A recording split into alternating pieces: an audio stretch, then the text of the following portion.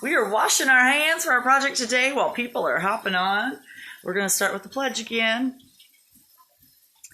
I pledge allegiance to the flag of the United States of America and to the republic for which it stands, one nation under God, indivisible with liberty and justice for all. God grant me the serenity to accept the things I cannot change, the courage to change the things I can, and the wisdom to know the difference. Howdy, everybody. We're going to be making cinnamon swirl bread today, and it's really, really easy. Actually, you can take this three ways. We're going to make white bread, and you can leave it plain white bread, but my kids love it when we add the cinnamon swirl in the middle. And then we have cinnamon toast. And if you take the same bread and you want to make dinner rolls, all you have to, and I'm going to kick up your dinner rolls a notch, make Dilly Buns. They're awesome. Oh, he's cinnamon sugar. He's swirling back here. All right. So basically, I got 2 recipes that I'm going to post down below, and I've made alterations. I know I spill so bad when I bake, but I promise we try to clean it up. And this part here, I've already started one batch of white bread, and Cruz is going to do his favorite part. You want to punch it down? Because we've left it raise until it was double. That's his Well, sometimes it's kind of satisfying to just poke one finger in it and watch it deflate. But he's going to come on the other side. Good morning, Aubrey. Cruz is going to come over here because he's... Oh, okay. that side's warm. Yes, okay. Because it's warm because That's a good sign. Put it in the oven for just a little bit. First of all, this recipe makes 2 loaves. So I'm going to kind of just eyeball it and cut it in half. Oh, there's where my finger was. I don't know. Does that look like about half? Close enough? Well, they can't see it that close. Here, I'm going to even it out. I think that's closer. Okay.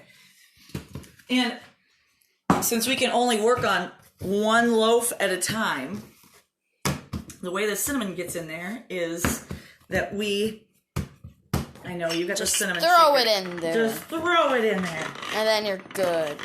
You gotta roll it out a little bit. No, you don't. Yeah, you can use your hands, but I think this goes so much faster. And it's not spreading germs. Well, we wash our hands. And then it gets baked in a 375-degree oven. So we're probably okay.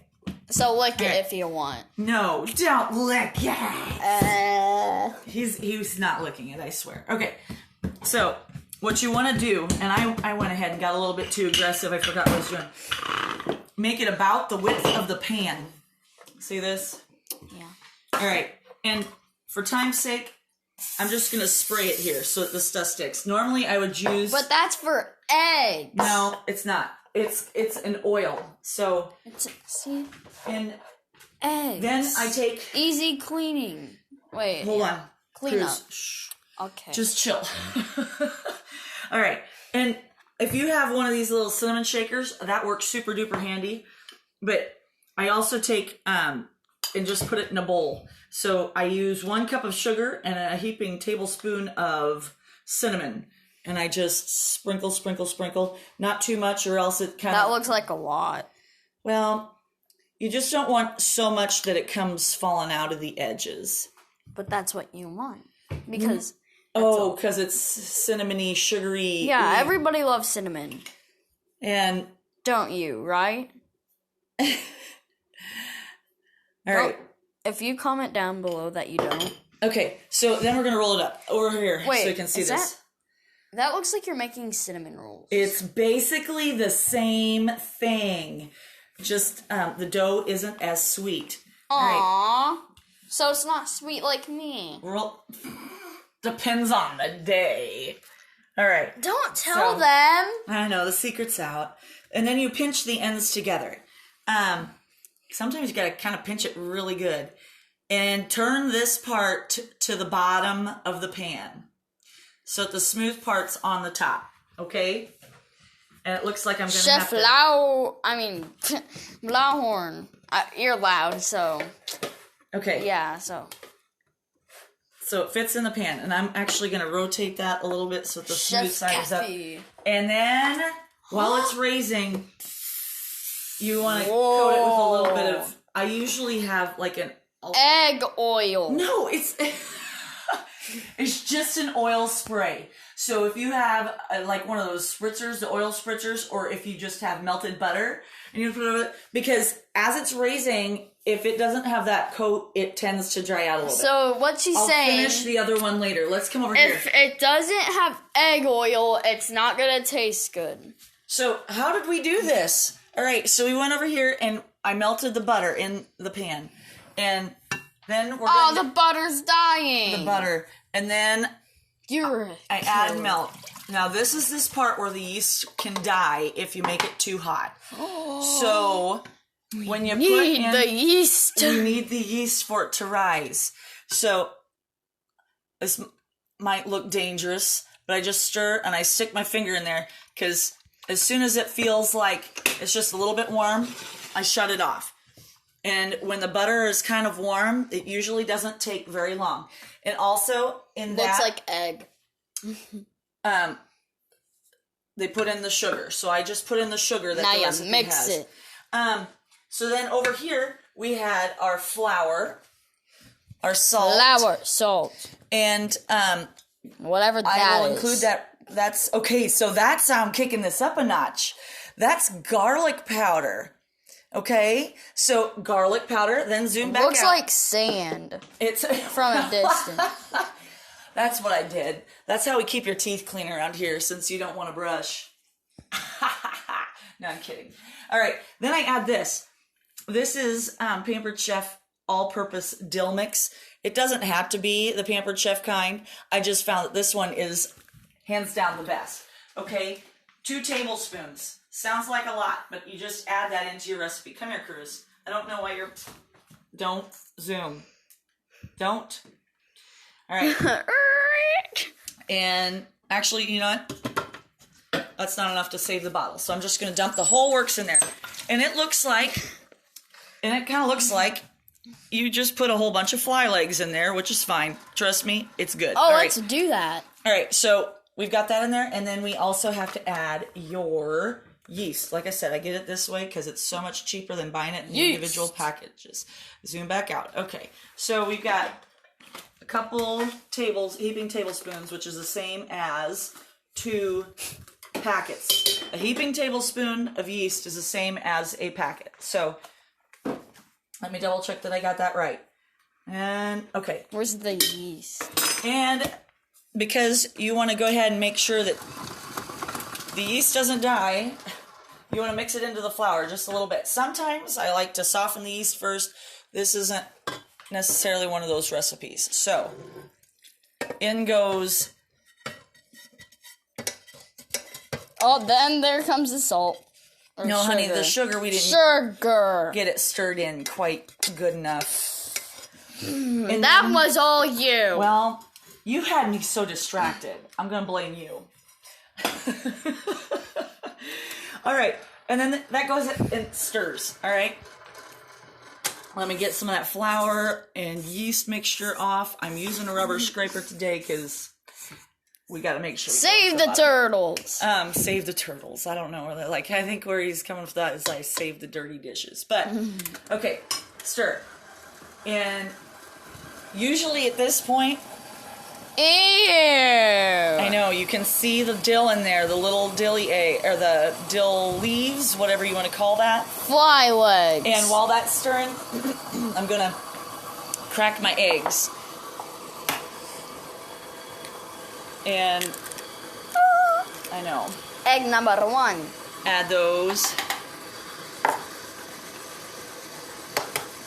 The reason why you want to let that flour Egg number 2 stir is because flour has gluten in it. Sorry, my gluten intolerant friends. This project, I don't even know what to do for you with this one. But the gluten... Egg number 3.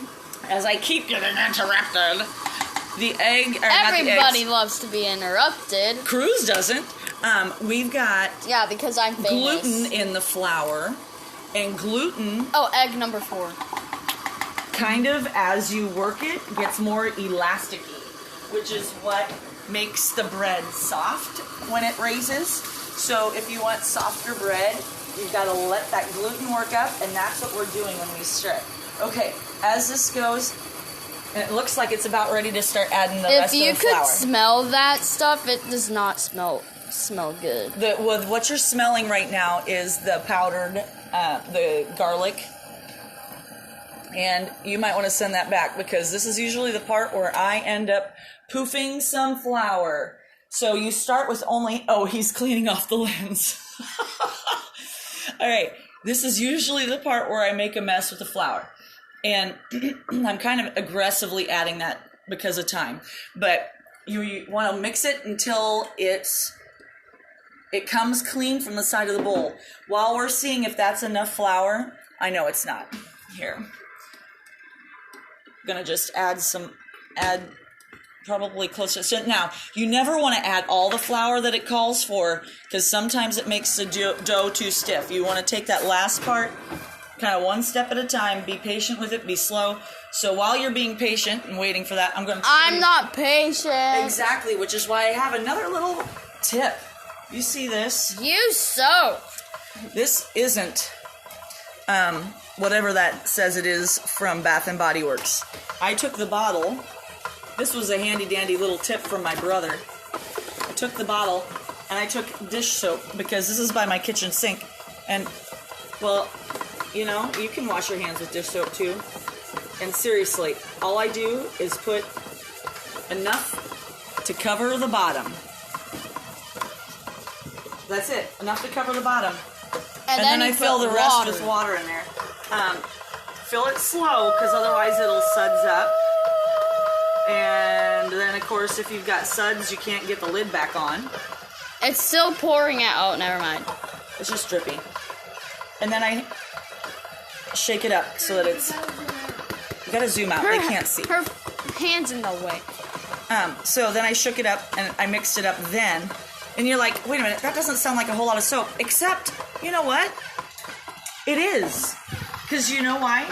You add just a little tiny bit of soap to an entire sink of water, and it's enough to wash all the dishes, right? That's more entertaining. So, hey, look, you know what? We nailed it. There's nothing sticking to the side. See that? See that? Okay, so all you do then, and it's still a little gooey. Eat it. Well, some people like to eat raw dough. Can I have some? I'm not a huge fan. Okay, but let's see. I know, he's getting distracted. Oh, can I have some? Can I have some? Okay. Yes, I can have some. Here's the deal. Move the camera so they can see. They can. No, move the camera so they can see. I'm going to make sure this is just kind of in a ball and incorporated. This is a part where if you don't have a mixer, you can knead it and make sure that the flour's all incorporated. But that spray, that oil spray, got to coat the bottom of the bowl. Oh, I must be about running out here. Turn it sideways because it sprays when you point it up. Don't put the camera on the bread. But people like bread. And then, again, coat the top so it doesn't dry out when it raises. And that'll have to raise for probably an hour until it's double. It'll be about to the top of the bowl when it's ready. And here's my other tip. I get it to raise faster by putting it in the microwave. Oven. Now, here's what I do. I hit bake. And I just turn it on to regular. And then I set the timer for 1 minute. Oh, it says 105 degrees already. That's ideal for raising, so I'm going to hit cancel. The reason why it was already that warm is because... No, don't show them Now, the reason why it was that warm already is because I took that cinnamon swirl bread that we did earlier and I left raise, and I stuck it in the oven. So if you put the light on in your oven and you preheat it to like 105, which is basically turning on your oven for 1 minute, and then don't forget to shut it off because your bread will be like a hockey puck if you don't raise. Cruz, honey, come in here and help me. What? You forgot our song. Yep. Yeah. Oh, he's just walking away on purpose. Like I said, I love this song. I can't believe I forgot about this song for all those years. I saw it on, I don't know, I just happened to be, Lawrence Welk plays on Saturday nights, and he was playing this song, and I thought, holy smokes, I forgot about it. I'm forever blowing bubbles. So,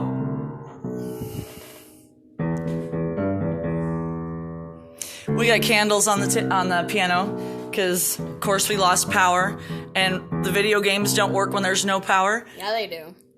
Well, if they've been charged. But guess what? Music still works. No, it doesn't. So, yeah. So we played a family song. All right, here we go. I'm forever blowing bubbles. I'm dreaming dreams. I'm scheming schemes. I'm building castles high. They're born anew. Their days are few. Just like a sweet butterfly. And as the daylight is dawning, they'll come again in the morning. Sing it with me, Cruz. This is my favorite part. No. I'm forever blowing bubbles. Pretty bubbles in the air. They fly so high, nearly reach the sky. Then, like my dreams, they fade and die. Fortune's always hiding. I've looked everywhere. I'm forever blowing bubbles. Pretty bubbles in the air. I'm stretching. All right. I'm going to do it with accompaniment tomorrow. It's a little bit longer, which is why I didn't just throw the accompaniment in there. So it's a little bit more complicated than some of the other ones we've been doing. So tomorrow, accompaniment with that, I promise. And yesterday was arm day. We're going to do leg day today. So I want you to you can totally do this without weights. And just in the middle of your living room, while you're watching TV, while you're binge watching. While you're binge watching on Your Netflix, episodes on. you can be doing lunges. So we're going to have you do 2 sets of 25. 2 sets of 25 lunges. All right. Have a great day. See you soon. Bye-bye.